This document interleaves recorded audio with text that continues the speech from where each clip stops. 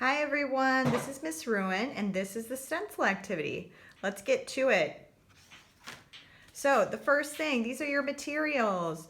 You need charcoal, pencil, leaves, sketchbook, scissors, and tape. So everything is here in front of me. So now I can go ahead and get started. I've actually already taken the liberty of using some scrap paper to create my stencils. So that's where I'm going to start. Okay, so I'm just going to get this stuff out of my way and begin. So hopefully you have gone for your lovely walk and you've picked up a few leaves. Today I just have a couple just as an example. What you're going to do is you want to have those out in front of you and you want your pencil ready. And you're just going to take a look at your leaves and draw the outline of them. So think of it as the negative space. You want to think about the edges, what kind of shapes do they remind you of, and you want to draw it as you see it. So so if it's kind of further away and it's foreshortened, you want to draw it exactly as you see it. So for example, when I take a look at this leaf, you can't see the entire thing from the bird's eye view. You can only see kind of a portion of it. So that's how I'm going to draw it. And before you start drawing the outline for your stencil, I'm going to show you an example of it. Here's an example of a stencil. So what you notice is that there is space, white space on each side. So you want to make your stencil small enough that there's a solid amount of white space on every single edge. Okay, so I'm going to go ahead and I'm going to do that. I'm going to take a look at my leaf and I'm drawing a smaller version since my paper is small.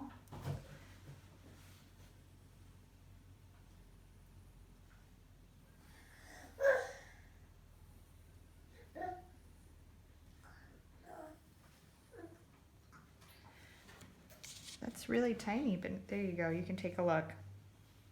So there's my leaf. I might make some edits now that I have a general shape down. I think I'm going to kind of accentuate the curve of that. All right, so that's all I need. I'm going to actually make the stem a little bit wider because otherwise it'll be really hard to cut out. The other thing that I just did too is that top is really close to that top edge, so I'm going to make that a little bit shorter as well and maybe move it off to the left.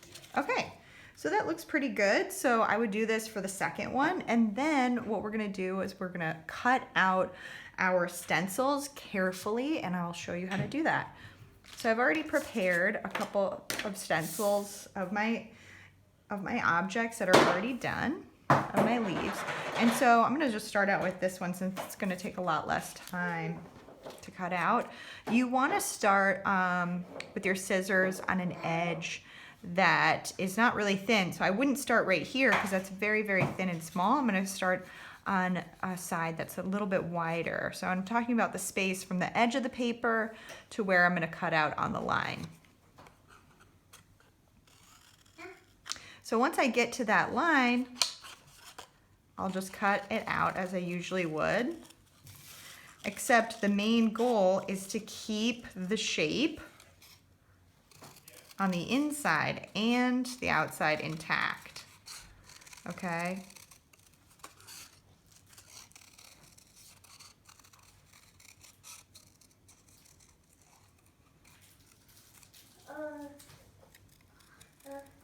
That's River in the background. Okay. All right. So now I have my positive space cut out of my stencil and the negative space.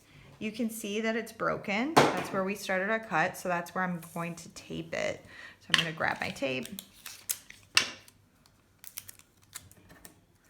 grab a small piece, and the main goal is to connect those two as closely as you can. So I might lay it flat and get really, really close up to that edge.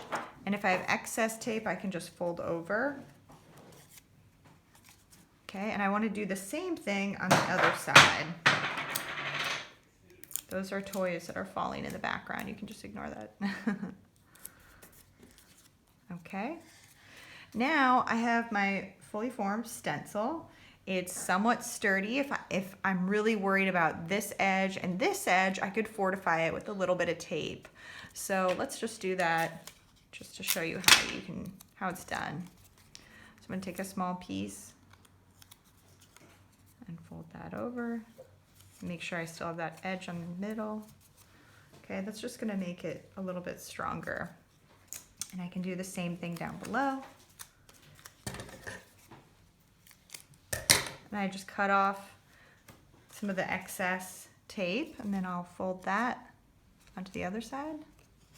And now I have my stencil, okay? So this is really great. I have 2 stencils in one. I can use this one to create an outer edge, and I can use this one just for the positive, okay?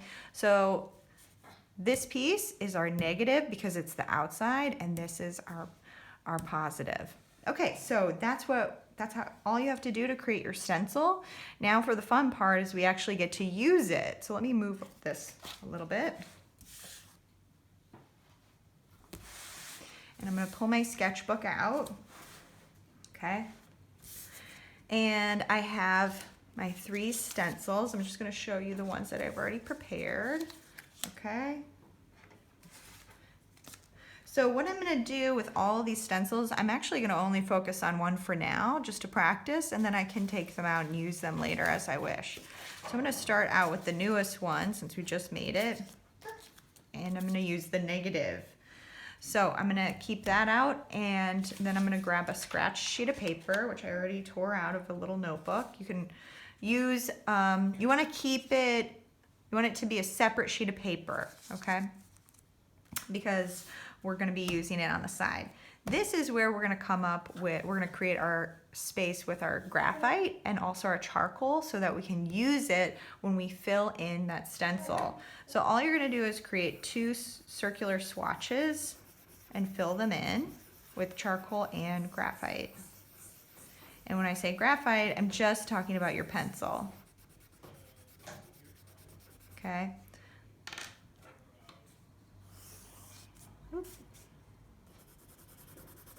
This is where I'm gonna lean my pencil so it's almost parallel to the table.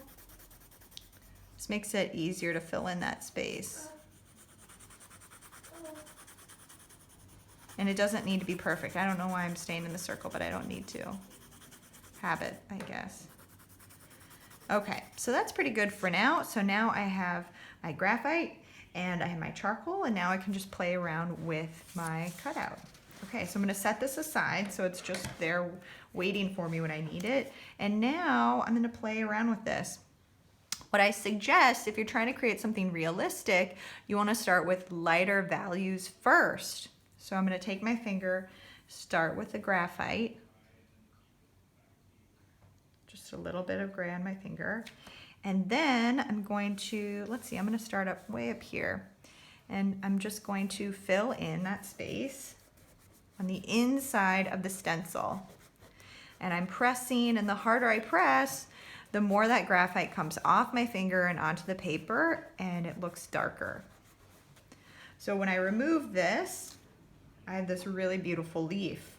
So now what I can do is move it to a different area, grab more graphite. So I'm kind of working that area a little bit more. If you don't like it on your finger, you can also use a tissue, which is totally fine. And then I'm gonna go in, I'm doing the exact same process. And I'm gonna remove that. And now you can see that I'm slowly building up these layers. So now I'm gonna show you how your charcoal turns out. So now we're working light to dark. So let's say I want a leaf in the front. I'm gonna put it, let's see, I'm just gonna put it right here. I'm gonna grab some of my charcoal. That was really easy to peel up, unlike the graphite. And now I can add that. And what you can see, do you see it, the pressure, however much pressure I place on the paper and however much charcoal I have on my finger, it's gonna darken it up. So I had more graphite to start, and or more charcoal on my finger to start, so it was darker on that left side. All right, nice. So I can just keep doing this, and that's all you're gonna do. You just wanna practice playing around with your stencil and see what kind of image you can create. If you wanna really push yourself, you can find an image of a bush or a plant and try to recreate that with your stencils. Okay, see how nice that is? And you can just keep going.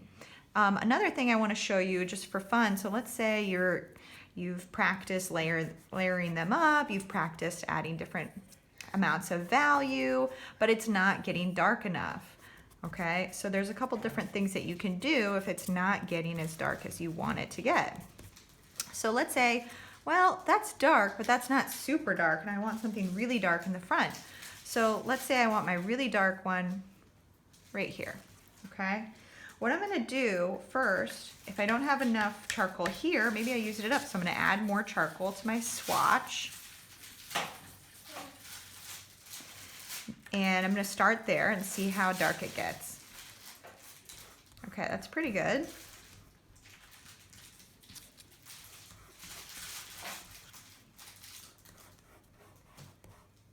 It's not, but I have to keep going back and back and back and back and back. So